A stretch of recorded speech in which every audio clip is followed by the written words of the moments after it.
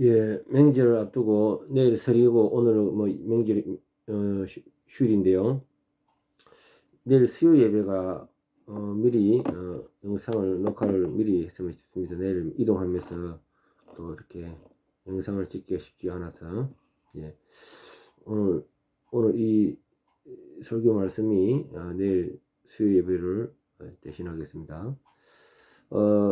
수요 날에는 제가 그 앞쪽에 계속 이어지는 성경 인물 스토리 야곱에 대해서 쉽게 스토리 전개되는 내용과 또 야곱의 성경 인물이 왜 중요한지 대해서 또 이렇게 간략하게 나누면서 할 수 있도록 하겠습니다. 여러분들이 너무 말씀이 어렵다고 해서 아주 쉬운 스토리 이야기에 대한 부분을 하고자 합니다.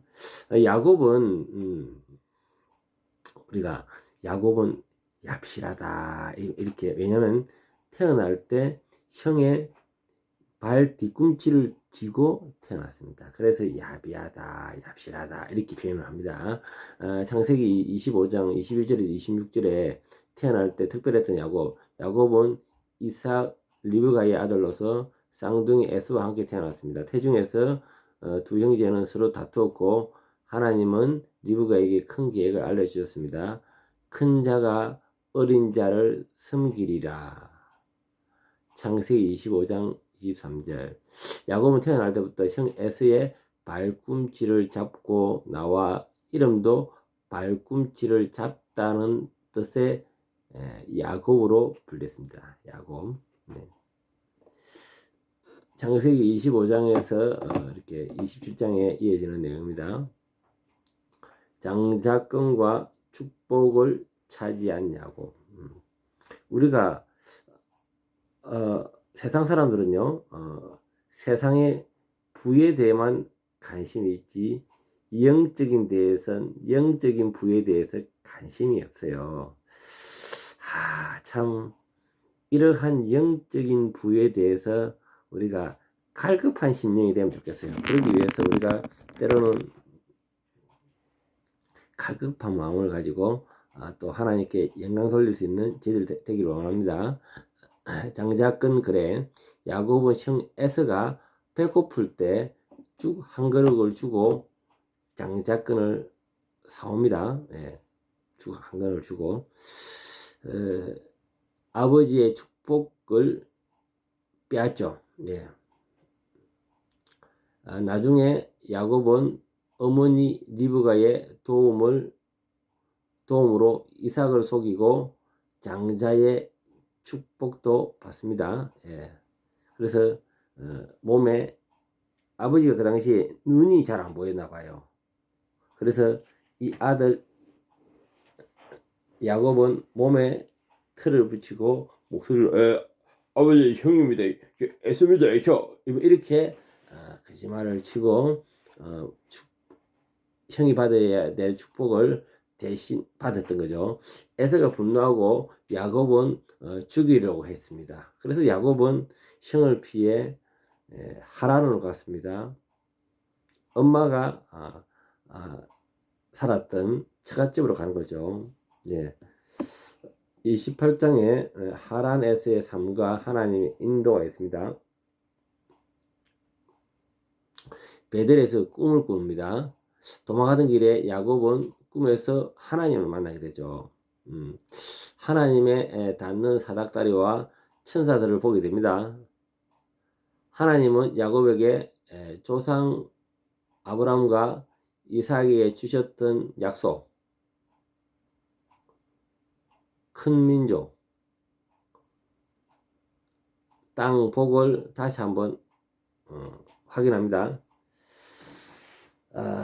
그러던 이제 그가 이제 라반의 집에, 하란의 삼촌 집이죠. 외삼촌 집에 이제 삶을 살게 됩니다. 야곱은 외삼촌 라반의 집에서 20년 동안 머무며 두 딸 레아와 라헬을 아내로 맞이하게 됩니다. 많은 재산과 자녀를 얻게 됩니다. 그러나 라반에게 여러 번 속임을 당하면서도 하나님은 그를 지켜주십니다. 우리 믿는 성도들이 때로는 당하기도 하고 어려움을 많이 겪죠. 그 가운데 하나님은 우리를 끝까지 책임지고 지켜주신다는 겁니다. 자, 그래서 이제 돌아오는 길에 이제 형을 만나는 사건이 일어납니다. 형과의 화해가 일어납니다. 32장에서 창세기 32장에 33장까지 야복강에서의 철저한 천사와의 싸움이 있습니다. 고향에 돌아온 길에 야곱은 형 에서를 만나는 것이 두려웠습니다. 하나님께서는 도움을 구했습니다. 그날 밤에 그는 어떤 사람 하나님의 천사와 씨름하며 축복을 구합니다. 그 천사는 그의 이름을 야곱에서 이스라엘, 하나님과 결국 이긴 자로 바꿔줍니다. 창세기 32장 28절. 그래요. 우리 인생에서 문제 없는 자가 없습니다. 이 문제를 우리가 회피할 것이 아니고요. 기도로 이겨내야겠죠. 예. 세상에 근세 잡은 자가 있습니다. 사타마귀가 있는 거죠. 사타마귀는 여러 모양으로 옵니다. 예. 내가 마귀네 하고 달라드는 경우는 별로 없습니다. 여러 모양으로 옵니다. 때로는 사람을 통해서, 때로는 미디어를 통해서, 때로는 글로 통해서 뭐 다양한 방법으로 옵니다. 그래서 우리는 기도로 이겨낼 때 야곱은 축복이 허락이 됩니다. 그리고 그 전에 야곱에서 이스라엘이라는 민족의 이름을 받게 됩니다. 그래서 형과 하회하게 되죠. 에서가 우리 힘줄이 있는 이 골반 옆에 있는 뼈를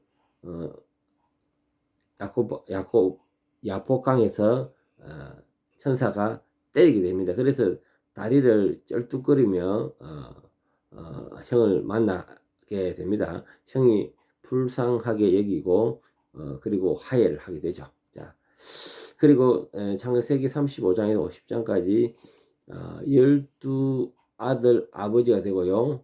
이스라엘 민족을 시작이 됩니다. 야곱은 12명의 아들을 두었고 그 아들은 이스라엘 12지파의 조상이 됩니다. 그의 가장 사랑했던 아들 요셉은 형들에게 팔려 애굽으로 갔지만 야곱의 가족들은 구원받게 되는 중요한 역할을 합니다. 야곱은 죽기 전에 아들들에게 축복하며 하나님의 언약이 계속될 것을 선언합니다. 이 부모의 축복권이라는 것이 위에서도 이어졌고 아래로 또 이어지는 거예요. 이렇게 보면은 이 부모의 그러한 영성이 상당히 중요하다. 영성은 흘러간다는 것을 우리가 알 수 있겠습니다. 야곱의 성경에서 왜 중요하냐? 하나님의 언약의 계승자입니다. 물론 형인 에서도 있었지만은 에서는 하나님의 그 영을 이어가는 영성의 계승자가 아닙니다. 아브라함이 주셨던 그 언약의 땅, 자손, 복을 이삭에게 줬고 이삭은 또 야곱에게 이어지는 이야기가 이어지는 가족의 계보를 잇게 되는 겁니다. 야곱은 하나님의 선택된 언약의 백성으로 중요한 연결고리가 되는 거죠. 그리고 이스라엘 민족의 조상이 됩니다. 물론 전체적인 조상은 아브라함이지만은 우리가 이스라엘의 야곱은 이스라엘의 조상이 되는 거죠. 그의 아들 12명의 아들은 이스라엘 지파의 조상이고요. 이스라엘 역사는 야곱으로부터 시작된다고 보면 됩니다. 그래서 하나님의 은혜와 주권에 우리 야곱을 통하여 개성이 됩니다. 야곱은 완전한 사람은 아니에요. 네. 그도 인간이고 전적으로 타락한 인간입니다. 그는 속임수로 형의 복도 빼들었고요. 종종 자신의 욕심으로 또 이렇게 행했던 자입니다. 그러나 하나님은 그의 약함에도 불구하고 그를 사용하셨습니다. 이는 하나님의 선택과 은혜가 인간의 행위가 아닌 하나님 주권에 달려 있음을 보여줍니다. 하나님 주권에 달려 있구나. 이것을 깨닫게 됩니다. 철저하게 그는 양을 잘 치고 그리고 또 교미를 또 잘했던 그러면서 교미 배합 가운데 자기의 소유권을 많이 챙기고 그러던 그 가운데 자기의 인생의 노력의 힘으로만 살았습니다. 그러나 그는 하나님의 은혜 아니고는 살 수 없음을 깨달았습니다. 그것이 야복한 강인 거죠. 누구나 야복한 강을 만나게 됩니다. 우리가 그 강에서 기도하느냐, 기도해서 질 수도 있고요, 이길 수 있습니다. 이기는 자가 하나님의 도구로 사용되는 거죠. 그래서 야곱은 야복한 강에서 하나님의 주권 가운데 또 은혜 받고 하나님의 큰 도구가 됩니다. 야곱의 삶은 하나님의 시련을 통해 축복을 받는 이야기로 우리 신앙의 여정을 상징하는 거죠. 그의 변화된 이름은 이스라엘이고요. 하나님의 실험하여 믿음을 붙든 자. 그래요. 우리도 믿음으로 승리해야겠죠. 그 가운데 수많은 시험이 올지라도 우리는 이겨낼 수 있는 든든한 믿음이 필요한 거 아닙니까? 그래서 말씀과 기도와 찬양과 또 삶이 필요하겠죠. 기도하고 마치겠습니다. 주님 감사합니다. 오늘 야곱의 이야기를 상고하였습니다. 야곱은 그 인생이 참으로 비겁한 자였고 속이는 자였습니다. 우리 또한 비겁하고 속이고 야비한 자가 아닙니까? 그는 어느 시점에서 회개했습니다. 그리고 자기의 의와 자기의 노력으로 인생을 살아왔지만은 이라는 것이 다 부질없음을 깨달았습니다.